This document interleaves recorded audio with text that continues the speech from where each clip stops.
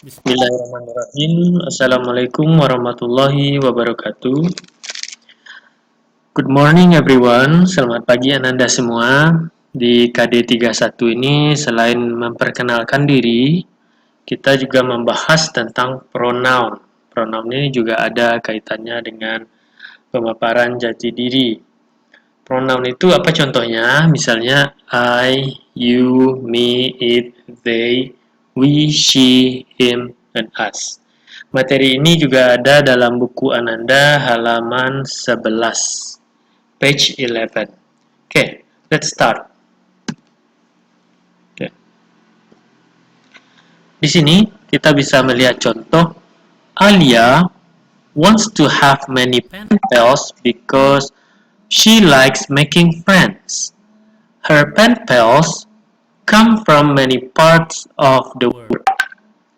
Caroline introduced her to Hannah. Caroline is their friend. Now Hannah becomes Alia's pen pals. Hannah likes her a lot.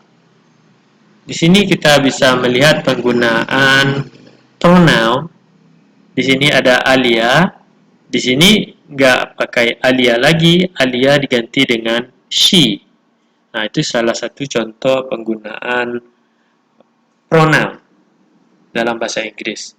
Jadi yang perlu Anda perhatikan, pronoun ini adalah yang membedakan antara bahasa Inggris dengan bahasa Indonesia. Kita bisa melihat dalam bahasa Indonesia kata-kata saya. Saya sebagai subjek, saya sebagai objek, itu kita tetap menggunakan saya. Contohnya, saya pergi ke pasar, itu saya sebagai subjek. Kemudian, dia memukul saya, itu sayanya di situ sebagai objek, tetap menggunakan saya. But in English, it's different. Misalnya, saya pergi ke pasar, I go to the market.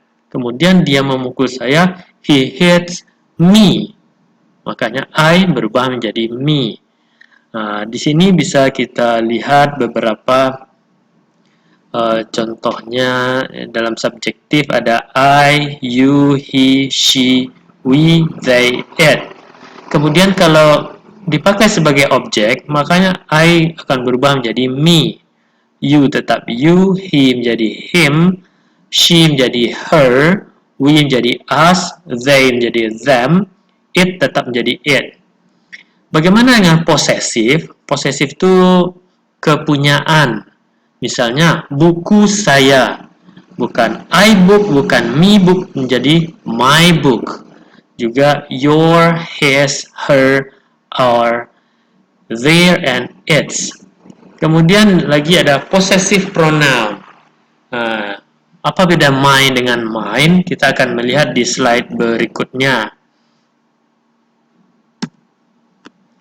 Nah, di sini ada beberapa contoh subjective pronouns, yaitunya I, you, he, she, it, we, and they. Misalnya di sini I have 3 dogs. Di sini I sebagai subjek. You like to have many pen pals. You sebagai subjek. He studies in an elementary school. He juga sebagai subjek. Kemudian kita lihat lagi sebagai objek. I know Caroline.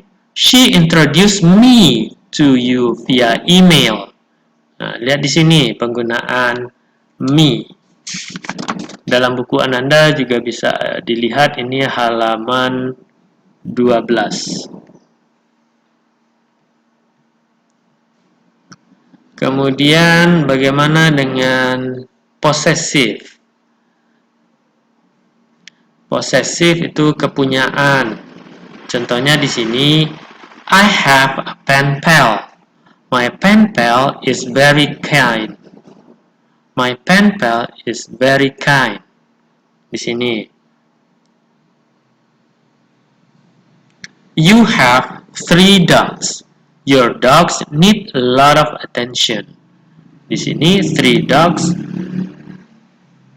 menjadi your dogs. Kepunyaan kamu.